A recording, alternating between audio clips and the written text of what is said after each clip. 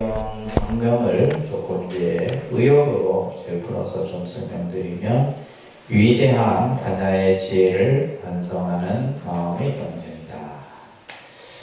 그래서 이제 신경이라 했을 때 이 마음심이라는 글자가 들어가게 되면 핵심, 정수 이런 이제 의미를 갖는다고 볼 수가 있어요. 그래서 마하반야는 그죠? 위대한 지혜, 최고, 최상의 그런 의미를 가지고 있죠. 이 마하반야 바라밀다는 어떤 이 반야의 지혜를 작용하는 어떤 하나의 행을 우리가 이제 바라밀 행이다라고 얘기를 하는데, 그래서 전체적으로 반야의 지혜를 완성하는 마음의 경전이다라고 우리가 이제 풀어볼 수가 있고요. 자, 오늘은 원문을 조금 들어가도록 할게요. 자, 따라합니다. 관자재보살 행심반야 바라밀다시 조견온 개공 도일체고에 관자재보살이 깊은 반야 바라밀다를 행할 때, 따라하세요. 관자재보살이 깊은 반야 바라밀다를 행할 때 온이 모두 공한 것을 비추어 보고 온갖 괴로움과 재앙을 건지느니라.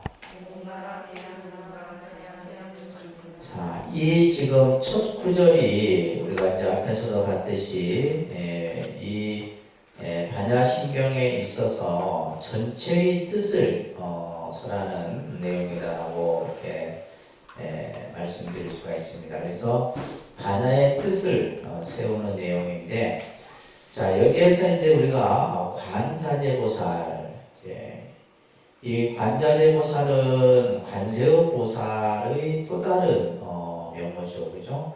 그래서 관세음보살이나 관자재보살 같은 인도의 그 범어로는 아발로키테스파라라고 이렇게 불려지는데, 이 지금 반야신경은 누가 번역을 했다 했어요? 현장 스님이 번역을 했어요. 당나라.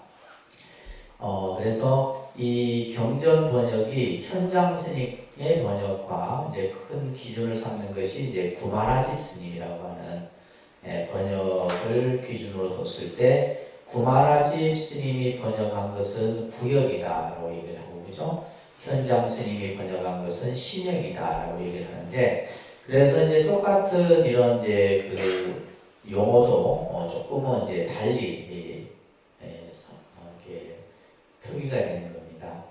그래서 구마라집 스님은 관세음보살이라고 이렇게 이제 많이 번역을 했고, 이제 현장 스님은 아발로키테스파라를 관자재보살이다라고 이제 번역을 했어요.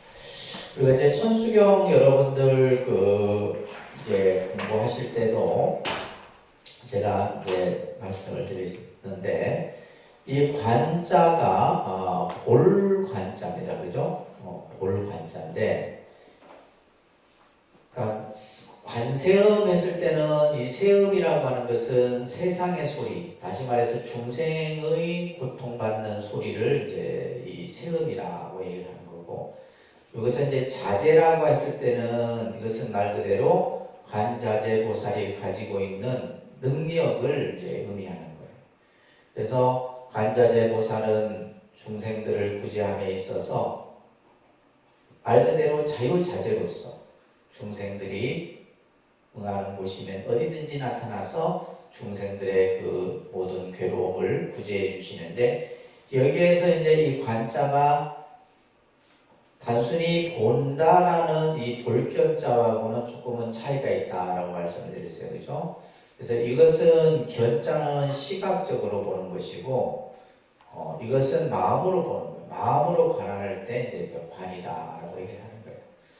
그래서 중생의 소리를 관하고 중생을 자유자재로 중생들을 구제해주는 그러한 의미에서 이제 관자재. 근데 이제 이 관자재보살이 여기서 등장하는 이유는 뭐 다른 여러 보살들도 있을 텐데, 그죠?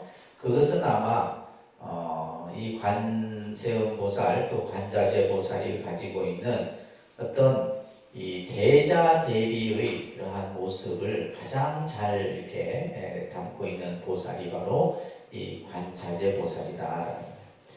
그래서 이 관자재 보살이 행이라는 것은 닦는다라는 거죠. 수행한다. 심 깊은 반야바라밀다를 수행할 때, 반야바라밀다를 수행한다라는 말은 여기에서의 반야바라밀은 뭐예요? 육바라밀을 전체 다 통합된 의미에서의 이제 바라밀의 수행을 얘기를 하는 겁니다. 그래서 보시부터 지계, 인욕, 정진, 그 다음에 선정, 지혜, 마지막이 이제 반야바라밀이죠, 그죠? 그래서 보시로부터 시작해서 이제 육바라밀을 수행할 때 이렇게 이제 보시면 돼요. 여기서 이제 중요한 말이 조견이라는 말, 비추어 본다, 비출 조자 볼 견자인데 이 조견이라는 말은 그냥 보는 것이 아니라 깊이 들여다보는 거예요. 깊이 그 내면까지 깊이 들여다보는 것을 조견이다. 무엇을 깊이 들여다봤느냐? 온 계공이다. 온 계공. 이 온 계공이 이제 우리가 여러분들 교리 공부할 때 일체 계공이다라는 말과 같은 말이에요. 그래서 온이라는 것은 우리가 앞에서도 색수상행식, 따라합니다. 색수상행식. 이 색수상행식을 온이라고 해요, 그죠? 그래서 나를 구성하고 있는 또 일체를 구성하고 있는 5가지의 모습을 이제 온이라 얘기를 하는 거예요. 5가지를 구성하고 있는, 그래서 이것을 색수상행식이다라고 얘기를 하는데 이 색수상행식은 결국 뭐예요? 물질적인 것과 정신적인 것. 그래서 색은 물질이죠, 그죠? 색은 물질이고 수상행식은 이 정신적인 거예요. 그래서 온이라고 했을 때는 일체를 구성하고 있는 5가지의 쌓임을 온이라는 거예요. 그래서 여기서 온이 다 공하다라는 것은 일체가, 그죠? 모든 것이 공임을 비추어 보고, 이제 이 반야의 그 핵심에서 가장 중요한 것은 일체가 공이다라고 하는 개념을 얘기한다고 했어요. 공사상. 그죠? 공사상. 공이라고 하는 것은 텅 비어 있는 상태를 공이라고 해요. 근데 이 공이라는 개념이 아무것도 없다. 이게 아니라 없지만은 텅 비어 있지만은 그 안에 뭐 할 수 있다? 모든 것을 담을 수 있다라고 하는 또 다른 의미가 이 공이라는 의미 속에 담겨 있어요. 그래서 공이라는 것을 단순히 그냥 없다라고 부정적으로만 우리가 이해할 것이 아니라 없기 때문에 뭐 할 수 있다라는 거예요. 그 안에 모든 것을 담을 수 있다. 그래서 이제 공을 우리가 이제 한마디로 표현하면 진공묘유다라고 이렇게 얘기를 합니다. 그죠? 그래서 온이 공함을 비추어 봤다라는 것은 일체가 모든 삼라만상이 다 공임을 그것을 뭐 했다라는 거예요. 꿰뚫어 봤다라는 거예요. 다시 말해서 공을 체득했다는 겁니다. 반야의 지혜를 통해서 공을 공을 체득한 거예요. 그러니까 우리가 예를 들면 공의 개념을 단순히 이론적으로 이해할 수 있는 것이 아니라 공이라는 것은 뭐예요? 반야 바라미를 닦음으로써, 다시 말해서 보시부터 시작해서 지혜 반야 바라밀까지 육바라밀이 완성됨으로써 얻어질 수 있는 것이 바로 공의 체득이에요.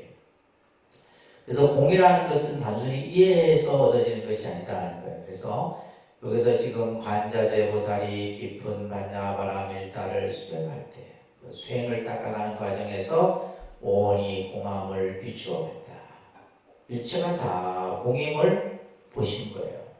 그리고 나서는 뭐 했다는 거예요? 도일체 구역하셨다. 그러니까 이제 일체의 모든 괴로움과 액난으로부터 건너셨다. 그러니까 불교의 목적이 이거잖아요. 고로부터 벗어나는 거거든. 그래서 반야바라미를 통해서 공을 체득함으로써 뭐 할 수 있다라는 거예요.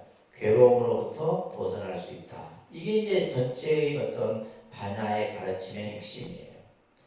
그래서 이 600부 반야, 우리가 앞에서도 600부 반야라는 말을 했죠. 이 600부 반야 속에서 부처님이 21년간 설해놓은 가르침의 핵심이 뭐냐면 반야바라미를 닦아라. 뭘 하라는 거예요? 반야바라미를 닦아라. 반야바라미를 수행해라. 반야바라미를 수행함으로써 뭘 할 수 있다? 공을 체득할 수 있다.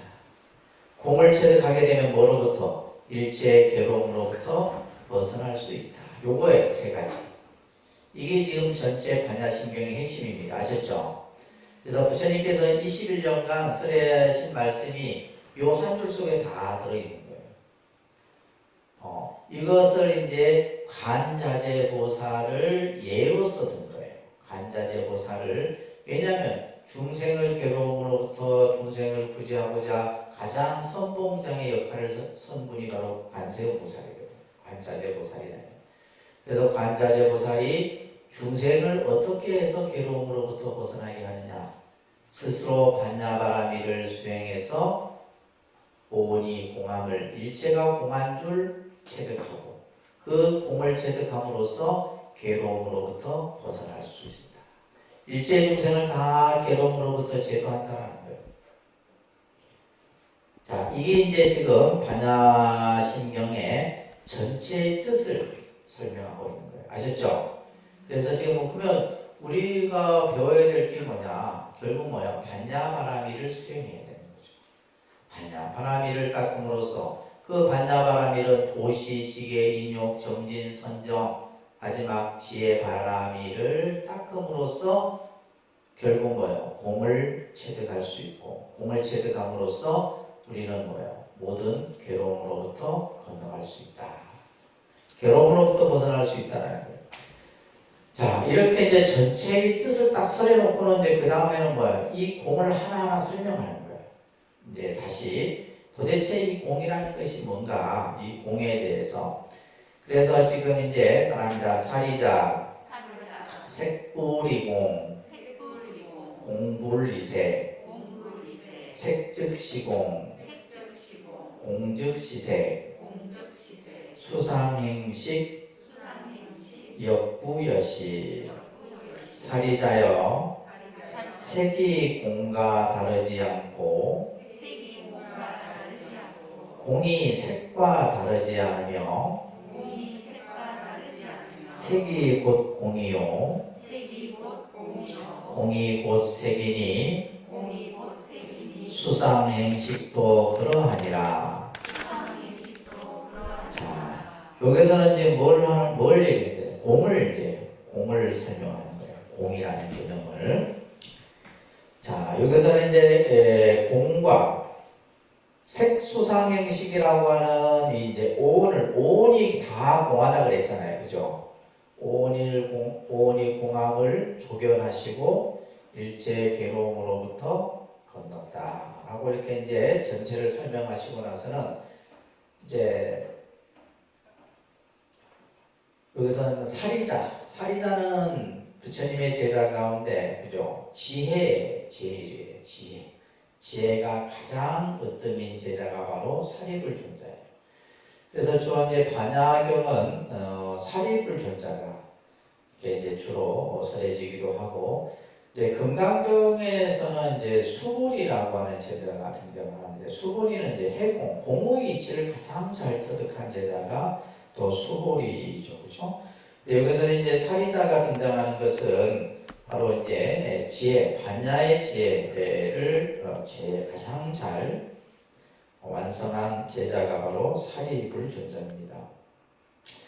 자, 여기서 이제 색이라고 하는 것은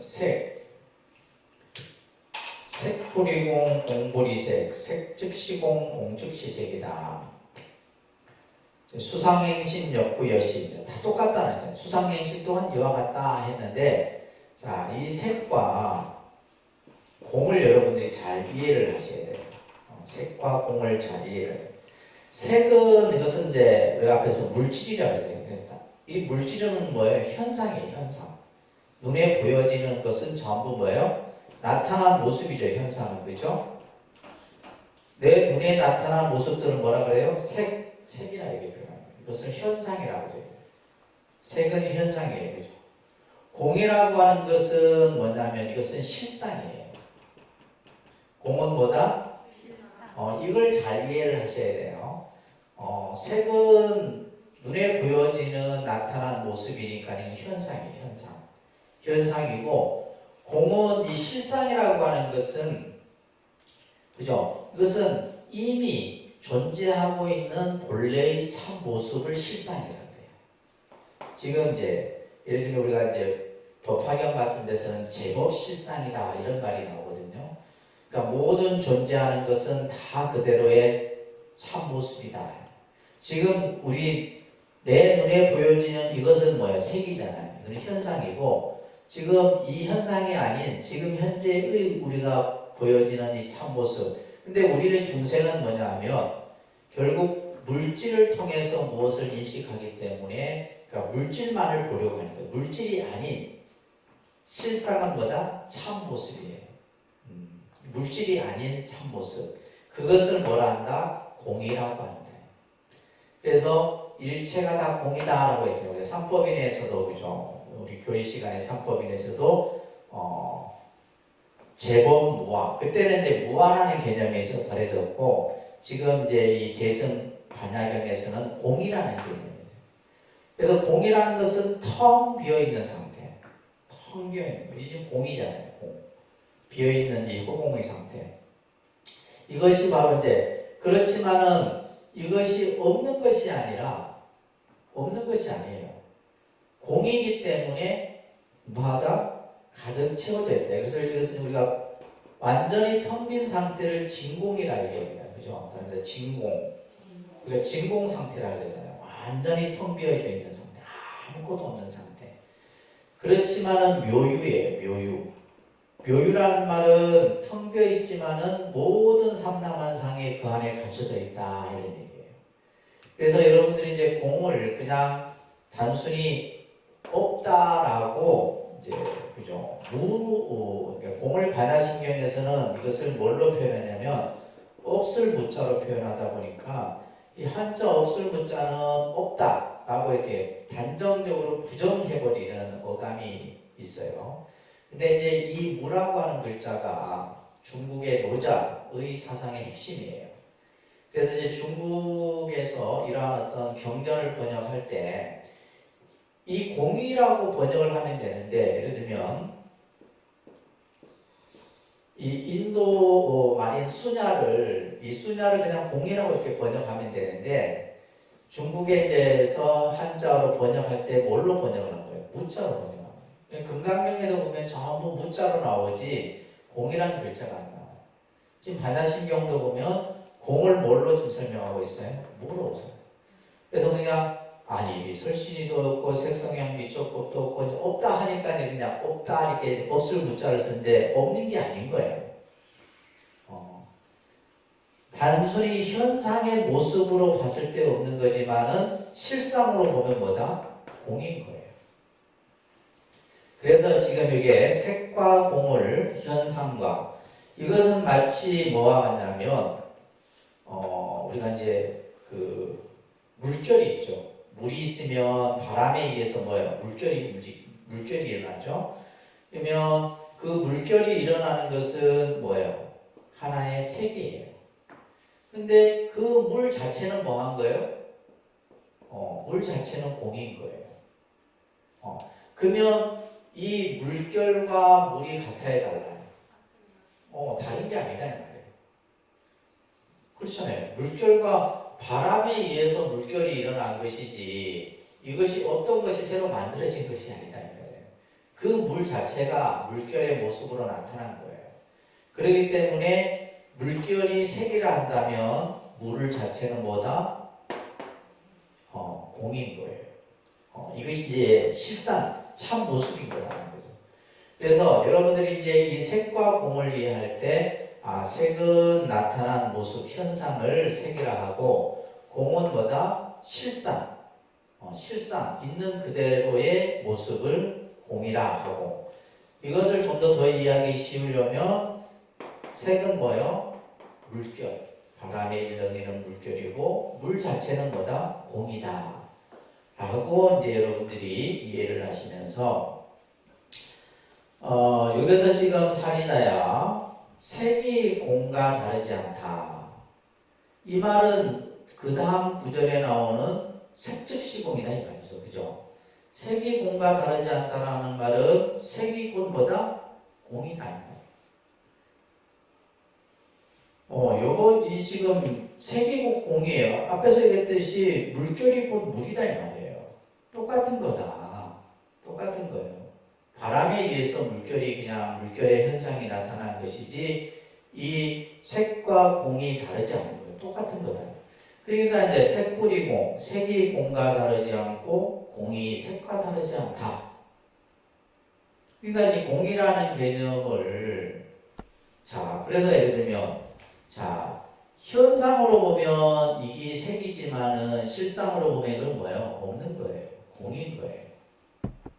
현상으로 봤을 때 이거는 이제 우리가 이름을 붙여서 뭐라 이름을 붙이지만은 실상의 모습으로 봤을 때는 이것은 뭐예요? 그냥 이름을 붙여놓은 뭐일 뿐인 거예요. 근데 이것 또한 있는 것이냐? 아니에요. 없는 거예요. 언젠가는 없어지잖아요. 언젠가는 없어지는 거예요. 여기에 있는 모든 것들이 다 마찬가지예요. 그래서 여기서 말하는 것처럼 색이 곧 공이요. 따라합니다. 색즉시공이요. 색이 곧 공이다 이 말이에요. 그러니까 이게 예를 들면 지금 눈앞에 보이는 우리 물질이 전부 뭐 하라는 거예요? 공이다라는 거예요.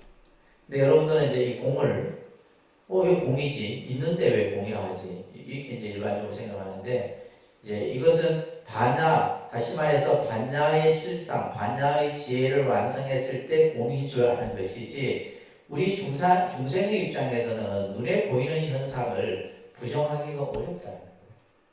그렇잖아요. 우리는 이미 무엇은 뭐뭐다라고 이렇게 배워왔어요.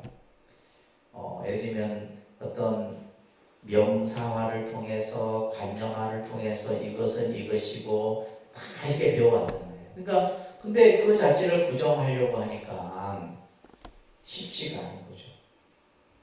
그렇기 때문에 색이 공이다 이 말이에요.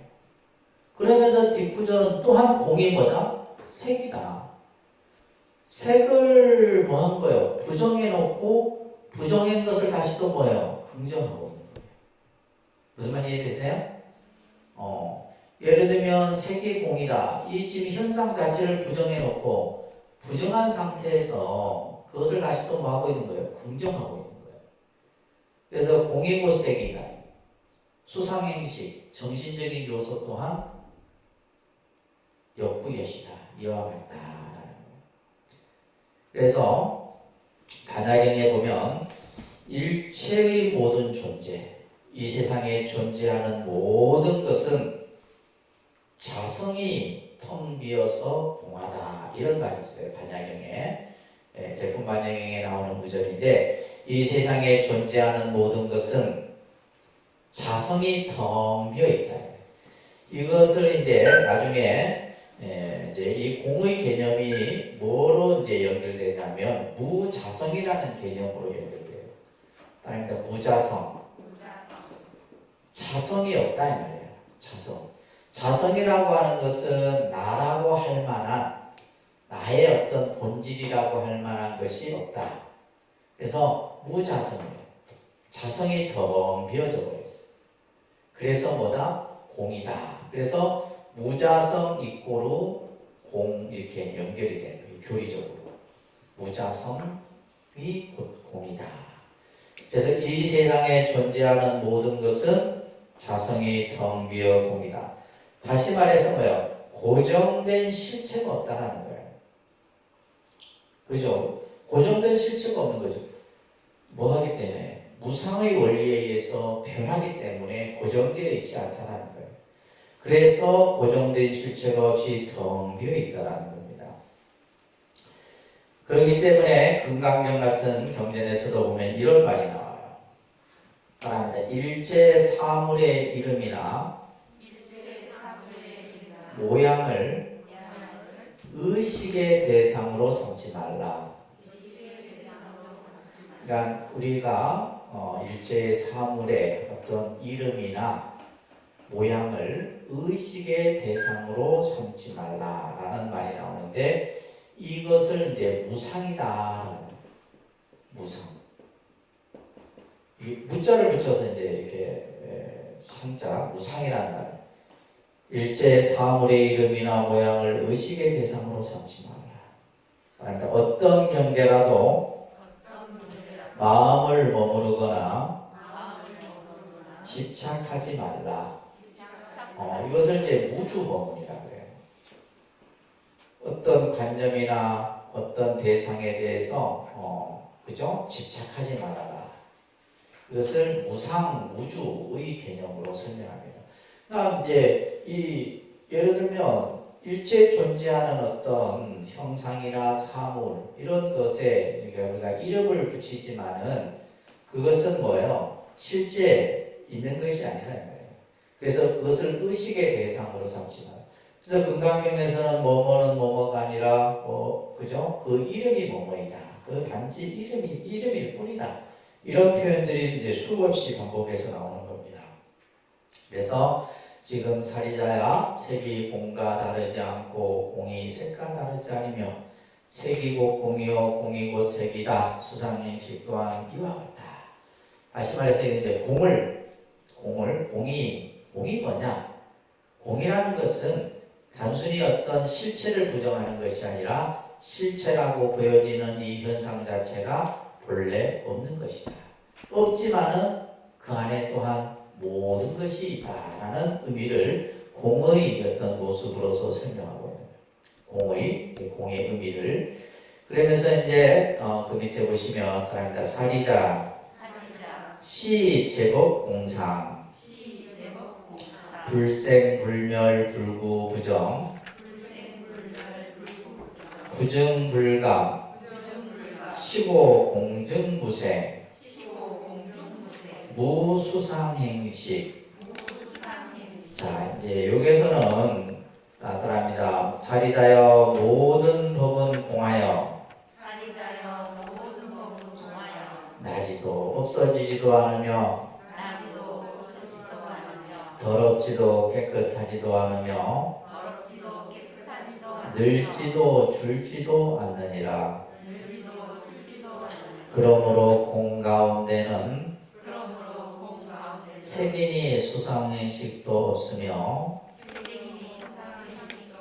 자, 그래서 색이 공과 다르지 않다. 그죠? 색이 곧 공이다. 공이 곧 색이고 색과 공이 둘이 아니다 이 말이에요. 지금 우리가 보여지는 이 현상의 모습이 곧 공이다 이런 얘기예요. 또 한편으로는 지금 보여지는 이게 또한 뭐예요? 우리가 보는 현상의 모습인 거고. 그래서 이제 앞에서 되어 있듯이 관자재보살이 반야바라미를 닦음으로써 오온이 공함을 꿰뚫어 비추어 보셨다 이 말이에요. 그러니까 여러분들이 이제 이 공을 그냥 단순히 그냥 이해의 차원에서 우리가 뭐 이해한다, 내가 모르겠다 이렇게 이제 생각할 것이 아니라 반야바라미를 수행을 닦음으로써만이 이것을 알 수 있는 거예요. 아셨죠? 자, 그런데 이제 여기서는 이제 공을 다시 설명하는 거예요. 공상. 그러면서 사리자야 시 제법 공상이다 이거예요. 제법이라는 것은 모든 존재하는 현상을 제법이라 그래요. 제법, 일체법 이렇게 얘기한다고 그랬어요. 그죠? 모든 이 세상에 존재하는 것은 공의 모습이다. 이 세상은 뭐의 모습이다고요? 공의 모습이다. 이 세상 존재하는 것은 전부 공의 모습이다라는 거예요. 그 공의 모습을 공의 모습을 공상이라 얘기를 합니다. 공상, 공할공자에다가 모양상자를 써서 공상을 설명해요. 공이라는 것이 도대체 뭐냐? 공이라는 것이 이제 공의 모습이 도대체 어떤 모습이냐라고 했을 때 불생, 불멸이고 불구, 부정이고 부정, 불가입니다. 다시 말해서 생겨난 것도 없고 멸하는 것도 없고 더러운 것도 없고 깨끗함도 없고 늘어나고 나타나고 줄어듦도 없어. 근데 이제 자 보세요. 우리가 태어나고 없어지고 깨끗하고 더럽고 좁고 싫고 이런 것들이 어디에서 만들어져요? 누가 만드는 거예요? 내 마음의 관념에서 만들어지는 거예요. 그러니까 우리가 예를 들면 좋다, 싫다, 더럽다, 깨끗하다 라고 하는 이러한 어떤 의식의 그 대상은 예를 들면 내가 어떠한 대상을 봄으로써 만들어내는 것이지 본래 없는 것이다 이 말이에요. 전부 뭐야? 상대적인 거예요. 그러니까 쉬운 얘기로 우리가 깨끗하다 더럽다라고 하는 것도 내가 보는 관점에서 깨끗하고 더러운 거죠. 쉽게 얘기해서 우리가 예를 들면 구더기가 더러워야 깨끗해요. 구더기가 더러워 깨끗해요. 우리가 봤을 땐 더러운 거지. 근데 구더기 입장에서 보면 똥통의 세상이 뭐예요? 자기가 사는 세상이에요. 그렇잖아요. 그러니까 우리가 봤을 때 더러운 거고 구더기 입장에서 보면 더럽다 깨끗하다라고 생각 안 하는 거예요. 그러니까 우리가 보는 관점, 다시 말해서 마음이 만들어내는 관점이다. 우리가 예를 들면 생겨났다 없어지고 그죠? 싫어하고 좋아하고 그 다음에 사랑하고 미워하고 그죠? 이런 것들은 전부 뭐예요? 내 마음이 만들어낸 관념이다. 그렇기 때문에 여기서 지금 불생 불멸이요 불구 부정이요 부중 불감이요 그죠? 그 다음에 이러한 모든 것들이 전부 뭐다? 마음이 만들어내는 관념인 것이지 이것은 본래 뭐한 거예요? 공한 거예요. 공한 거다 이 말이에요. 그렇기 때문에 사리자요. 그렇기 때문에 이런 까닭으로 이 말이에요. 이런 까닭으로 일체가 다 공이므로 이 말이에요. 일체가 다 공이에요. 아셨죠? 반야의 공의 모습에서 보면 일체가 전부 공이다 말이에요. 공으로 봐라. 그래서 공으로 보는 것을 우리가 뭐라고 하죠? 공간이라고 부르잖아요. 공간. 일체가 공한 줄 보는 거예요. 일체가 공이므로 그렇기 때문에 공 가운데는 뭐요? 색도 없고 수상행식도 없어. 공간으로 비추어 봤을 때는 오온이 없는 거예요. 오온이라고 하는 것이 없고 자, 그 밑에 보면 무안이비설신의 무안이비설신에는 그 밑에다 육근이라 써놓으세요. 육근 눈, 귀, 고, 혀, 몸, 의 이거는 이제 주관적인 인식작용을 말합니다. 6가지 주관적인 인식작용 그죠? 그래서 눈, 귀, 코, 혀, 몸, 의는 육근이라고 해요. 안이비설신이도 없어. 우리가 이제 눈도 있고 귀도 있고 코도 있고 그죠? 인식의 작용에 6가지 이 기구가 있는데 이것이 없는 거예요. 그 다음에 무색성량 위촉법 무색성량 위촉법 색성량 위촉법에다가 육경이라고 써있어요.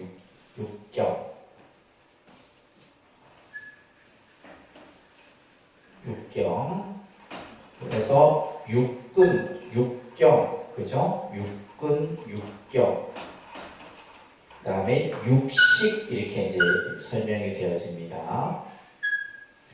이거는 이제 우리가 이제 나중에 불교에서 인간이 어떤 사물을 인식하고 그것을 분별하는 이제 과정을 설명할 때도 설명되어지는 부분이에요. 처음에는 육근, 그죠? 그 다음에 육경, 그 다음에 육식 이렇게 이제 얘기를 합니다. 그래서 이것을 근, 경, 식 이렇게 이제 외울 때 이제 스님들이 그렇게 외워요. 근경식에서 육근은 이제 우리의 이제 6가지 인식 작용이라고 했죠, 그죠? 안, 이, 비, 설, 신, 의. 안이비설신의. 육경은 인식. 이거는 뭐냐면 인식 대상을 인식 대상. 객관적인 인식 대상이에요.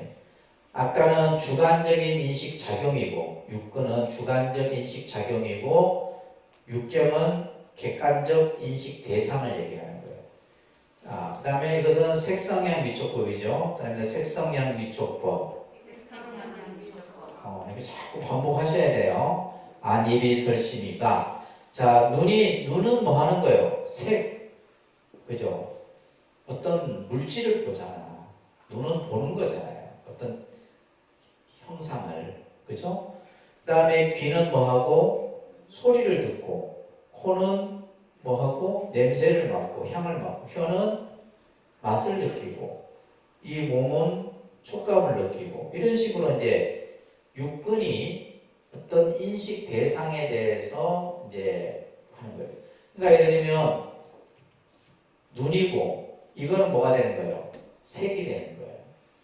또 예를 들면 내가 귀가 있으면 소리를 듣는 거예요. 그래서 이제 육근이 육경을 해서 그래서 여기서 이제 육식이 나오는데 이것을 안입이설신이라고 해요. 그러니까 안입이설신의 여기다가 식을 붙입니다. 자, 식을 붙이는데 눈이 어떠한 물질을 보고 안식은 뭐예요? 보는 거예요. 어떠한 대상을 선명하게 보는 거예요. 그렇죠? 선명하게 보는 것까지는 안식이 하는 거예요. 식. 그러니까 이 눈 자체가 있지만은 이 사물을 볼 수 있는 예를 들면 뭐 시신경, 수정체 이런 것들이 있을 거 아니에요, 그죠? 그래서 예를 들면 귀가 소리를 듣고 뭐 하는 거예요? 이식, 소리에 대해서 인식하는 거죠. 소리가 뭐 좋다, 뭐 찢어진다, 뭐 이러면서 소리가 이제 들리는 거죠. 들리는 거. 그 다음에 이제 냄새를 맡고 코로 그죠? 이런 것들을 이제 식이라고 해요.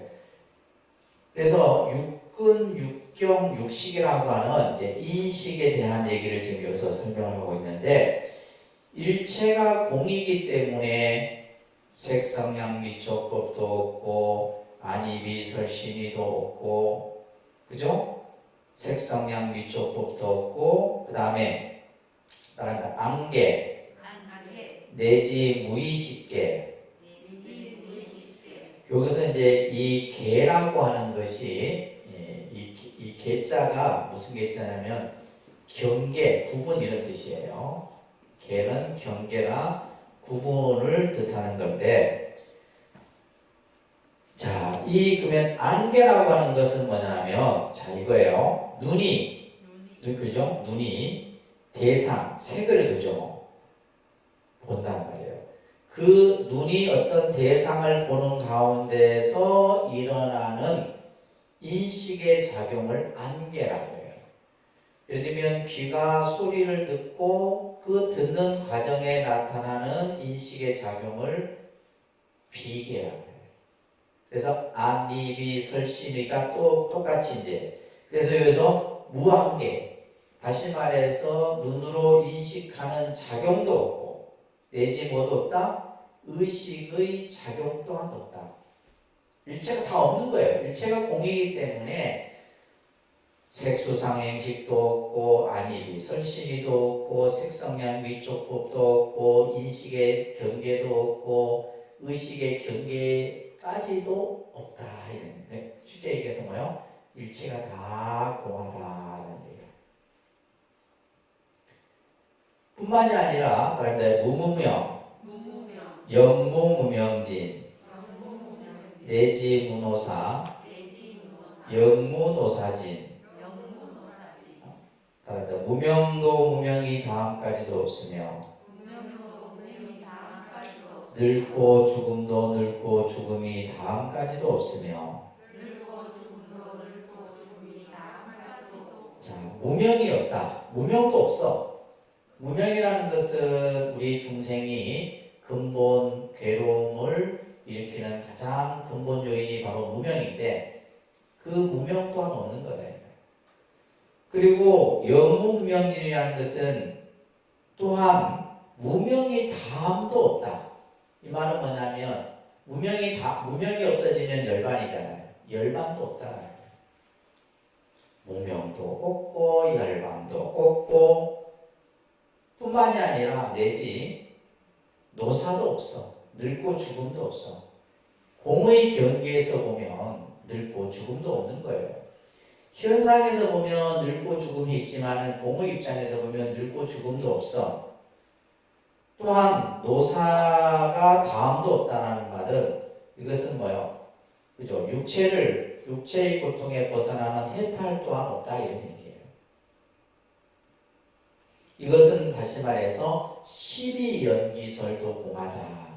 우리 이제 12연기설 여러분들 배웠었는데, 그다음에 무명, 행, 식, 명색, 유기, 촉, 수, 애, 치, 유, 생, 노사.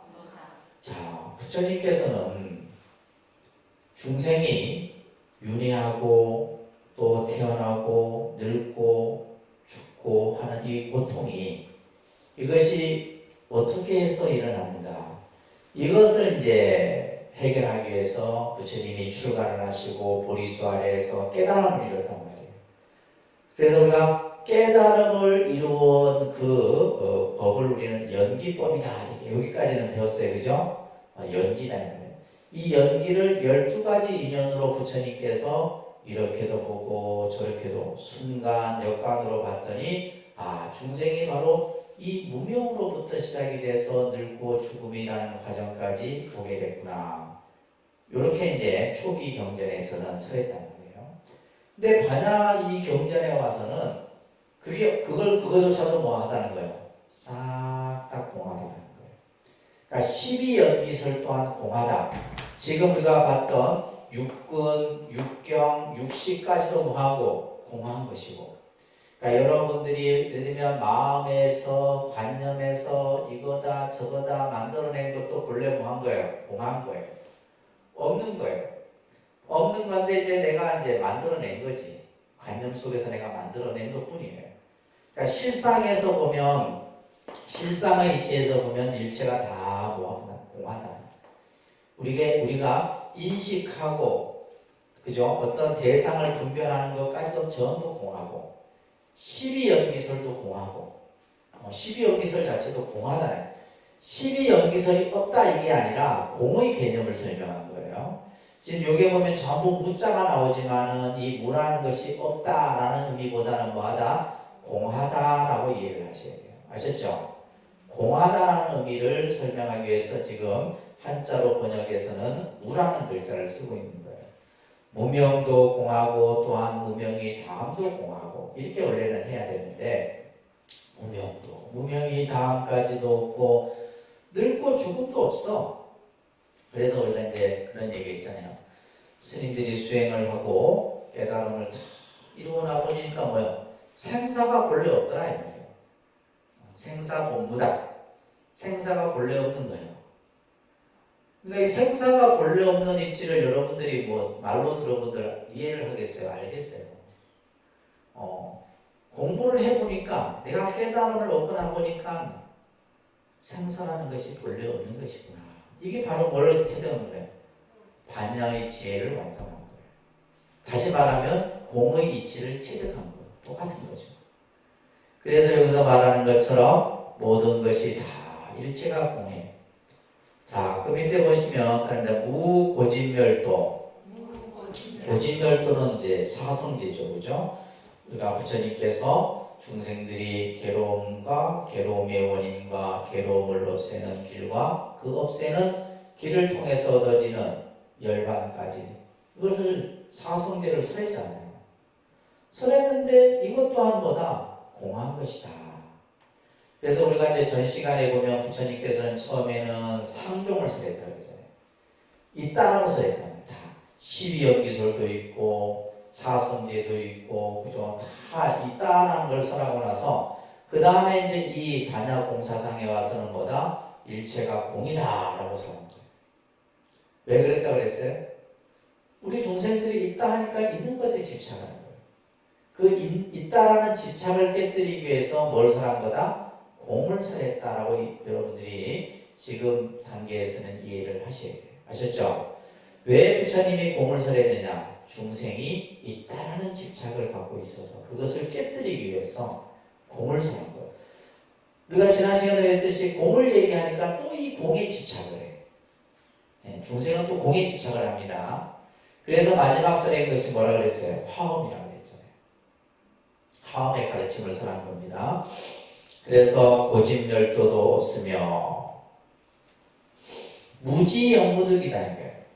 지혜도 없어. 지혜도 없어요. 지혜도 없고 영무득이에요. 얻음도 없어. 반야 바라미를 깨달음을 우리가 얻었다. 깨달음을 얻은 것이 어디 있나요? 깨달음이라는 것은 얻을 것도 하나 없는 거예요. 지혜도 없을 뿐더러 지혜도 공한 것이고 깨달음도 공한 것이에요. 일체가 다 공이라고 했어요. 그러니까 일체 개공. 반야의 공은 일체 개공을 얘기합니다. 전부 일체가 공하는 거예요. 그래서 그 다음에 이 무소득이라는 말이 나와요. 그죠? 무소득. 지혜도 없고 얻음도 없고 또 얻은 바도 없어. 무소득고. 이 무소득고라고 하는 이 무소득이라는 말이 중요한 말이에요.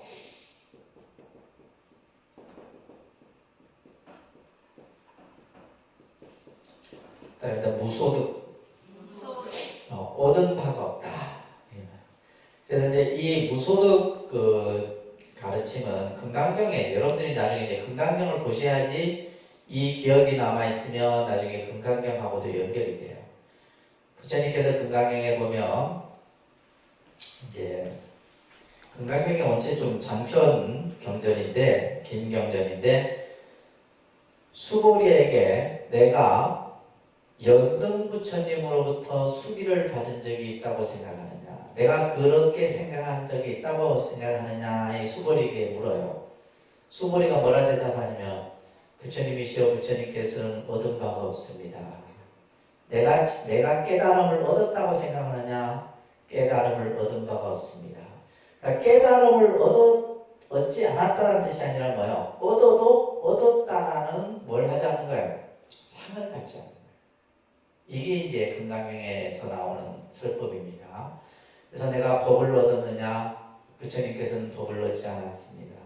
내가 깨달음을 얻었다고 생각하느냐? 깨달음을 얻었다고 생각하지 않습니다. 이런 본문들이 금강경에서 나오는 거예요. 그래서 우리가 예를 들면 깨달음을 얻었어도 얻은 바가 없어야 돼. 그러니까 쉽게 얘기해서 말하면 진짜 도를 깨친 사람은 내가 도를 깨쳤다 해요, 안 해요?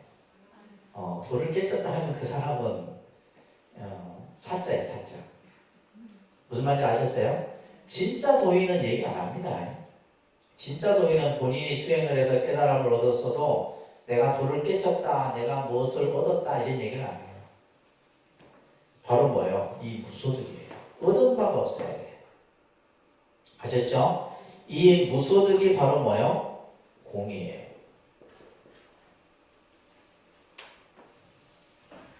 그래서 우리가 예를 들면 보시를 얘기할 때도 무슨 보시? 무주상 보시를 얘기하잖아요. 무슨 보시요? 무주상 보시. 상에 머물지 말아요. 상에 머물이 없어야 돼요. 내가 베풀어도 베풀었다라는 상이 없어야 되고 주어도 주었다라는 상이 없어요. 중요한 거는 받아도 받았다라는 상이 없어야 돼요. 이게 주고받음에 있어서 이 상을 서로 갖지 않아야 됩니다. 그러니까 내가 줬다라는 상을 갖고 내가 받았다는 상을 가지면 안 되는 거예요. 이것을 이제 무주상. 그 다음에 우리가 예를 들면 이제 이런 가르치면서 이런 말들이 만들어진 거예요. 무소유. 무소유란 말이 뭐예요? 아무것도 없는 거. 그죠? 이게 아니에요. 뭐예요? 있는 바가 없다. 한문으로 이제 직역하면 있는 바가 없다. 상에 머물지 않는다. 얻은 바가 없다. 다 같은 맥락이에요. 그러니까 불교의 가르침이 추구하고자 하는 것이 이런 이제 가르침들이죠. 근데 왜냐하면 내가 얻은 바가 있다라는 생각을 갖게 되고 내가 무엇을 해도 했다라는 생각을 갖게 되고 또 내가 예를 들면 무엇을 가지고 있다라는 생각을 갖게 된다면 그것은 결국 뭐예요? 집착이고 그 집착을 통해서 분별이 일어나고 분별을 통하면 결국 괴로움이 끊어질 수가 없다는 얘기예요. 그러면 부처님께서 계속 이러한 말씀을 얘기했던 것은 뭐냐? 관념의 집착으로부터 벗어나는 거예요. 의식의 관념, 그죠? 대상에 대한 관념, 이것으로부터 벗어나라는 얘기가 바로 금강경 가르침이고 이 반야신경의 핵심의 가르침인 거예요.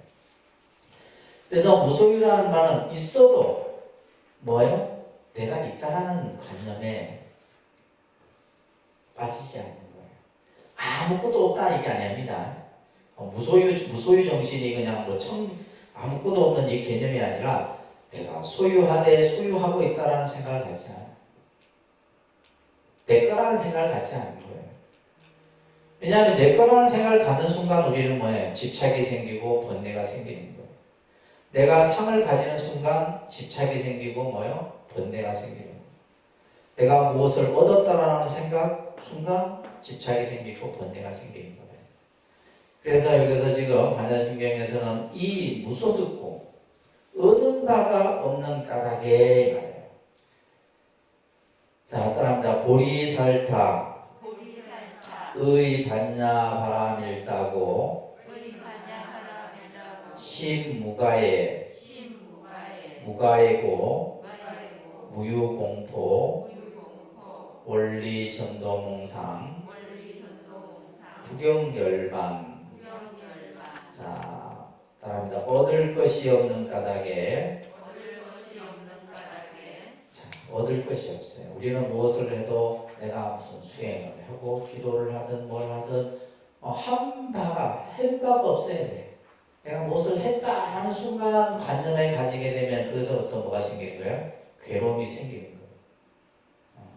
그래서 얻을 것이 없는 까닭에 따라합니다. 보살은 반야 바람일다를 의지함으로 마음에 걸림이 없고 걸림이 없으므로 두려움이 없어서 뒤바뀐 헛된 생각을 아주 떠나 완전한 열반에 들어가며. 자, 지금 얻을 것이 없는 까닭에, 그죠? 무소득고 머무른 바가 없는 까닭에 또 있는 바가 없는 까닭에 전부 같은 의미예요. 그래서 관념의 집착, 관념의 대상에 대해서 집착하지 말아라.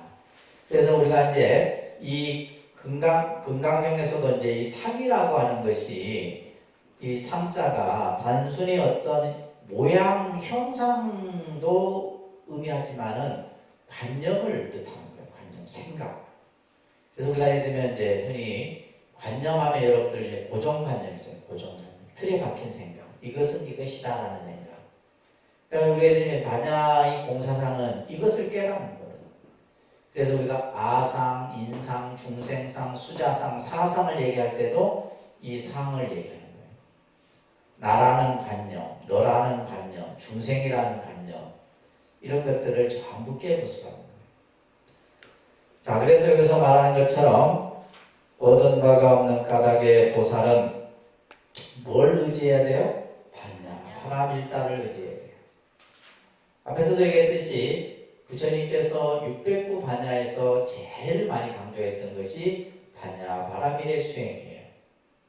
아셨죠? 반야 바라밀의 수행과 반야 바라밀을 의지해서 우리가 공부를 해야 됩니다. 그래서 여기서 보살은 반야 바라밀다를 의지함으로, 자, 여기서 중요한 말이 시무가예요. 시무가예. 마음의 가해라는 말은 장애라는 뜻이에요. 장애. 마음에 여기서 이제 걸림이 없다. 걸림, 마음의 걸림, 마음의 장애를 얘기하는 거예요. 생각의 장애입니다. 생각. 우리 요즘 현대인들이 겪는 모든 스트레스나 이런 어떤 여러 가지 마음의 병들이 전부 이 가해에 걸려있기 때문에, 이 가해.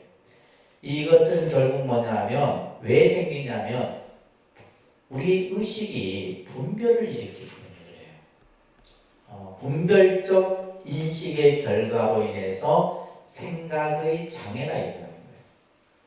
분별적 인식의 결과는 뭐예요? 아까 얘기했듯이 관념화하는 거예요. 생각이 어떠한 자기 틀에 딱 갇혀버리는 거예요. 그러니까 그 생각이 어떠한 관념화 된다는 것은 결국 뭐예요? 우리가 예를 들면 강박관념이나 우울증이나 전부 이런 것들이 전부 다 마찬가지거든요. 자기 생각의 틀 속에 딱 갇혀갖고 그것을 스스로 이제 깨뜨리지 못하는 거죠. 그래서 예를 들면 우리가 이제 분별적 인식이라고 하는 것은 대표적으로 이제 우리는 생각을 항상 어떤 대상을 보게 되면 좋고 싫고 내 거고 네 거고 그죠? 옳고 그르고 전부 이거죠. 그래서 가능한 한 우리가 이제 수행을 하는 사람은 그러한 분별적 의식을 일으키지 않는 것이 중요합니다. 예를 들면 우리가 뭐 기도를 하는 사람이건 또 명상을 하는 사람이건 참선을 하는 사람 이런 사람들이 만약에 시비연맹이다 이건 잘못 공부하고 있는 거예요. 공부를 잘못하고 있는 거예요.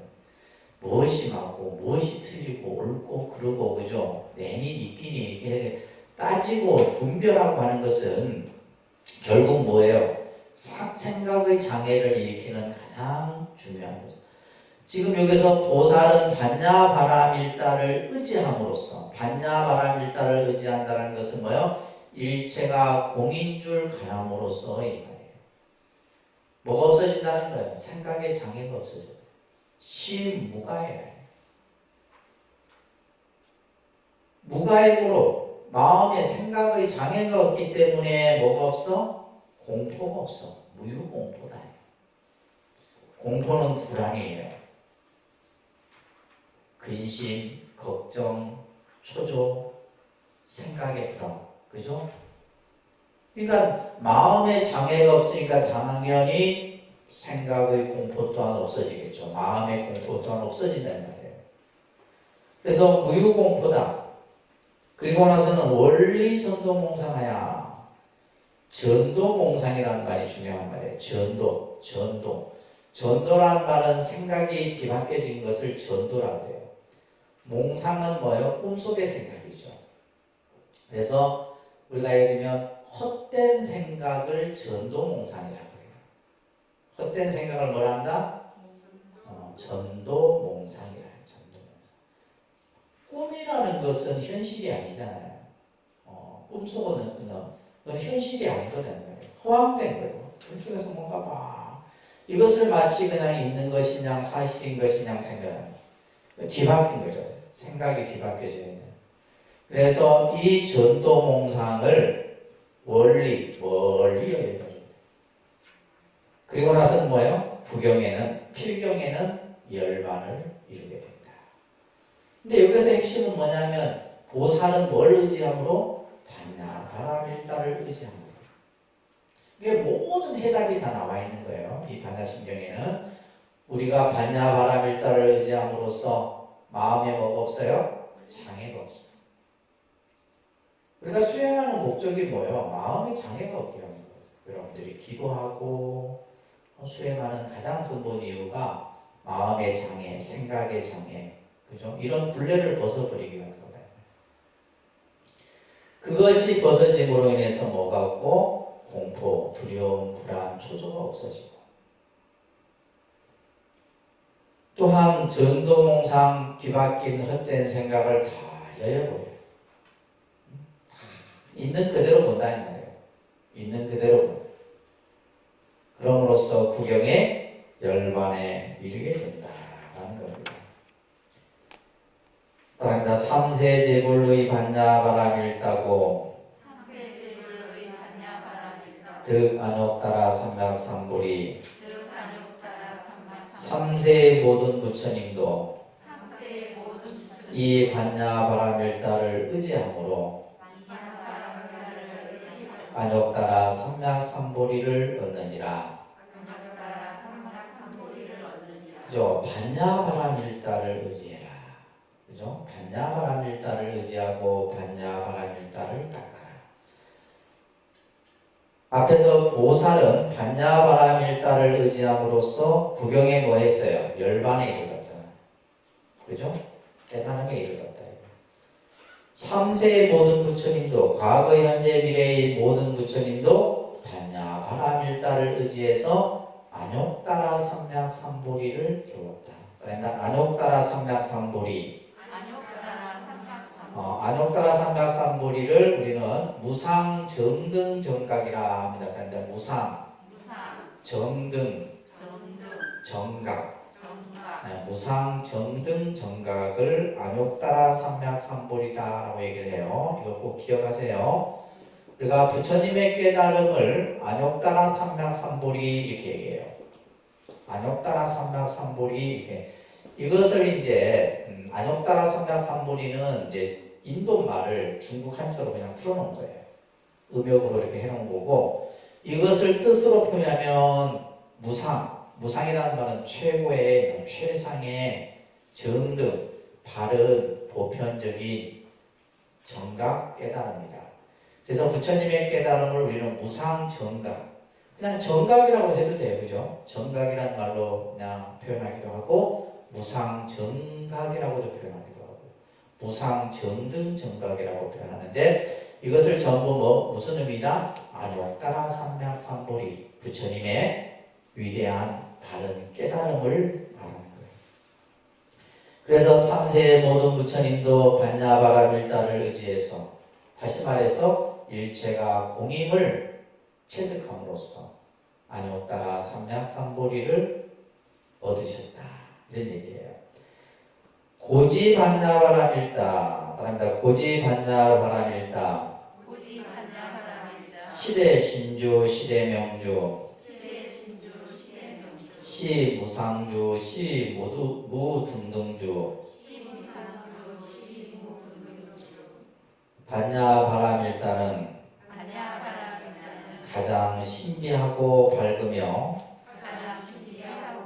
위없는 주문이며 무엇과도 견줄 수 없는 주문이니. 자, 그러므로 반야바라밀다, 이 반야바라밀다가 가지고 있는 그 위대한 지혜는 시대신주예요. 이것은 가장 신비로운, 그죠? 불가사의하고 신비한 위대한 주문이다. 가장 밝은 대명주. 이 대자가 붙은 것은 절대의 의미를 가지고 있는 거예요. 대신주고 대명주고 가장 밝은 주문이고, 무상주의 가장 위없는 최상의 주문이고, 무등등 어떤 것과도 견줄 수 없는, 비교할 수 없는 그러한 주문이다. 이것은 능제일체보다 능히 일체의 모든 괴로움을 없앤다. 이게 중요한 말이에요. 불교의 가르침은 괴로움으로부터 벗어나는 거라 했어요. 그죠? 괴로움으로부터 우리가 벗어나는 건데, 이 반야바라밀다의 이 가르침이 바로 능히 일체의 괴로움으로부터 벗어나. 우리가 첫 구절에 뭐죠? 관자재보살이 반야바라밀다를 닦음으로써 온 개공하고, 그죠? 조견온 개공하고 도 일체고액이다 나왔잖아요. 일체괴로움으로부터 건넌다. 여기서도 능제일체보다 온갖 일체의 괴로움을 벗어나서 이것은 진실불허라 이 말이에요. 그래서 이제 경전마다 이제 부처님이 이 법을 설하시고 나서는 내가 설한 이 가르침은 헛되지 않는다. 진실불허다. 진실되어 허황된 것이 아니다. 아시겠어요? 그러니까 여러분들이 믿고 의지하고 따를 만한 가르침이다. 진실불허라. 고설 반야바라밀다조 즉설주와 고로 내가 반야바라밀다의 주문을 설한다. 즉설주와라는 말은 바로 이 자리에서 그 주문을 설하노니. 그래서 우리가 이제 늘 반야신경 국구절에 하는 이 주문이 바로 반야바라밀다주예요. 반야바라밀다주. 그러니까 아제아제 바라아제 바라승아제 모지사바하. 이 아제아제 바라아제 바라승아제 모지사바하를 이제 이 주문이기 때문에 사실은 뭐 굳이 우리가 이 주문은 반야바라밀의 주문이에요. 이 반야바라밀의 주문인데 뜻으로 이제 조금 설명드리면 가세가세 피안의 세계로 가세. 따라합니다. 가세가세 피안의 세계로 가세. 피안의 세계에 도달하여 깨달음이여 행복이 있으라. 이런 이제 그런 의미가 담겨 있는 뜻이에요. 그래서 우리가 이제 반야바라밀을 통해서 중생들이 그죠? 괴로움의 세계에서 저 피안의 세계, 열반의 세계 이런 것이 불교의 목적이잖아요. 일체 중생을 다 괴로움으로부터 벗어나도록 해서 피안의 세계에 이르는 거예요. 그래서 이 마지막 주문이 가세가세 어서가세 피안의 세계로 가서 피안의 세계에 완전히 도달하여 깨달음이여 행복이 있으라 라고 하는 이런 좀 이렇게 약간 풀어서 이 주문의 뜻을 설명드릴 수가 있습니다. 그래서 결국 이제 우리가 이 짧은 270자 정도로 구성되어 있지만은 이 반야심경이 이제 무엇을 우리들에게 지금 설하는가에 대한 내용들은 제가 설명 중에 말씀드렸는데 이것만 한번 정리를 하고 하도록 할게요.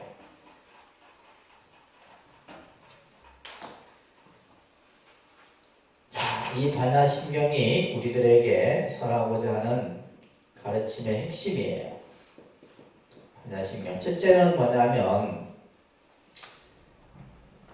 우주 실상의 이치를 우리들에게 설하고 있습니다. 우주 실상의 이치. 이 세상이 존재하는 모습, 그죠? 이 우주가 존재하는 이 실상이라는 말은 참모습이라 그랬어요. 이 참모습은 바로 뭐다? 공이다라는 거예요. 공을 얘기하는 겁니다. 그죠? 이 우주 실상의 참모습은 바로 공인 것이다. 이 공을 우리가 체득함으로써 괴로움으로부터 벗어날 수 있다. 공을 체득함으로써 뭐예요? 괴로움으로부터 벗어나. 그러니까 이제 불교의 가르침이 괴로움으로부터 벗어나는데 이 괴로움으로부터 벗어나는 길이 다양해요. 말 그대로 84,000 방법론이 있어. 근데 이제 반야의 공사상에서는 바로 반야바라밀다를 의지함으로써 일체가 공임을 가함으로써 괴로움으로부터 벗어나는 길을 설하는 거잖아요. 그죠? 그래서 우주 실상의 이치를 일체가 공이다라고 하는. 그러니까 예를 들면 우리가 관념하에서 이것은 이것이다, 이것은 내 거다 해본들, 그죠? 그것은 잘못된 것이다 이런 얘기예요. 예. 그래서 어떤 관념의 대상화에 집착하지 말아라. 그래서 두 번째는 반야바라밀의 수행을 얘기를 하고 있어요. 두 번째는 뭘 얘기하고 있다? 반야바라밀을 수행함을 강조하고 있다. 이 반야바라밀의 수행을 통해서 우리는 뭐 할 수 있다는 거예요? 괴로움으로부터 벗어날 수 있고. 그 괴로움이라는 것은 결국 집착이잖아요. 집착으로부터 벗어날 수 있는 거예요.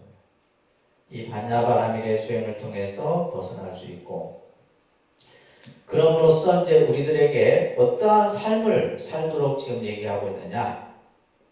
무소득의 삶을 얘기하고 있어요. 무슨 삶? 무소득의 삶이에요. 얻은 바가 없어. 내가 무엇을 이루었다, 내가 이만큼 했다.